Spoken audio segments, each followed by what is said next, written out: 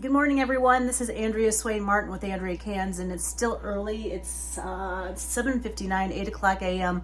here, and I usually am up at 6, and I wanted to get this in the oven by 6:30, but apparently I needed more sleep than I thought I did. So I want to make cornbread in a jar for you for breakfast this morning. Kim said yesterday that sounded really good, and we'll have it with syrup and butter. So cornbread in a jar is a really easy recipe. What you do is you take whatever you can get on hand, and you can get on sale, like cornbread mixes, and I take 2 boxes of cornbread mixes. And then what I do is I add 4 tablespoons of dried egg, dehydrated egg, 2 tablespoons of powdered milk, and what you do is you just throw it all together in a jar and you vacuum seal it together. Then you rehydrate by only using water because you already have your dehydrated eggs and your dehydrated milk in a jar. So I'm going to show you what that looks like when it comes out of a jar. It says to bake on my recipe, bake at 400, maybe I'll just do that. I wrote the recipe on top of my box, or on top of my jar here, or the baking time, I should say. There we go. And I already have it preheated. So we're going to open our cornbread in the jar, vacuum sealed, of course, just like that. Throw it all together, just like that.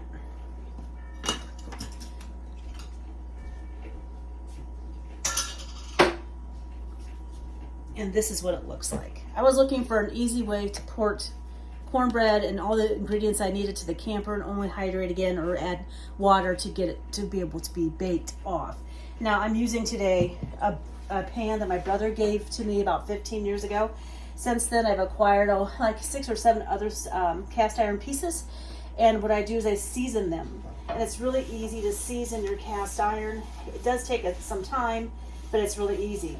What you do is you take vegetable oil or olive oil or whatever your preference is, and you spray down your entire pan, put it in a brown paper bag, and put it in a cupboard or a pantry for a month.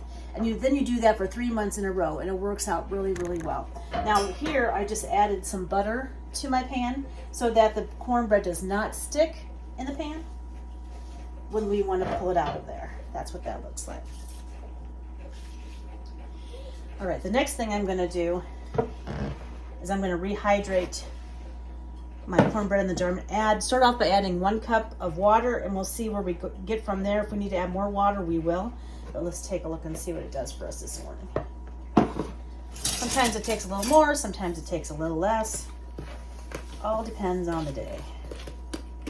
And again, this has got dehydrated eggs in it and dehydrated milk, along with 2 boxes of cornbread mix. And just mix along. Now you don't have to fuss too much about cornbread mix because you can have lumps in it. It'll cook out just fine for you. But I do like to get the majority of the big lumps out. Now, since I learned this recipe, I decided to learn how to make homemade cornbread, and I can do that too, which is a really good thing. And it's quite tasty. It looks completely different than cornbread in a jar, though. Make it with real cornmeal. All right. So now we're going to pour this into our pan. Real simple. And I'll check on it in about half an hour time frame, depending on where you live, how you cook things. It is what it is. I never leave stuff in the oven without checking on it periodically, just because sometimes it's done sooner than you think and you don't want to burn your items in your oven.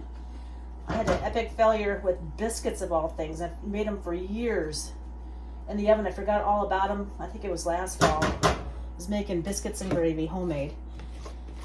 And all of a sudden, Kim says, I smell something burning. And I had already been up, like, cleaning the house or dusting or something. I had forgotten all about them. I should have stayed close to the kitchen to keep an eye on them. That's why I'm always hovering over my canning, just because I don't want to lose anything. It takes a lot of time and effort to put something in a jar or a can. I sure don't want to lose it. All right. So this is what our cornbread looks like going into the oven. It's real simple, you guys. It's a real simple recipe. I learned it just to be able to take it and go with it. So we had it on the ready when we wanted to go to the camper or go camping with our friends or whatever that looks like. I'll talk to you in a few minutes. Bye. Hi everyone, so our cornbread in the jar turned out great this morning. It's still steaming, and Ken is going to use either syrup or my homemade rhubarb butter for his cornbread in a jar. It turned out beautiful. It's lovely. It didn't get too dark this time. I really kept a good eye on it, and it pulled away from my pan. You see, I will eat that crumbly one right there. It'll be just fine. So anyway, thanks so much for liking and subscribing to our channel. Even though we have noisy trains here in Galva, we have an Amtrak going by just as we speak. This is Andrea Swain Martin, and that's Ken Martin, and we are with Andrea Cans. We hope you have a great day. Again, thank you for liking and subscribing to our channel. Bye.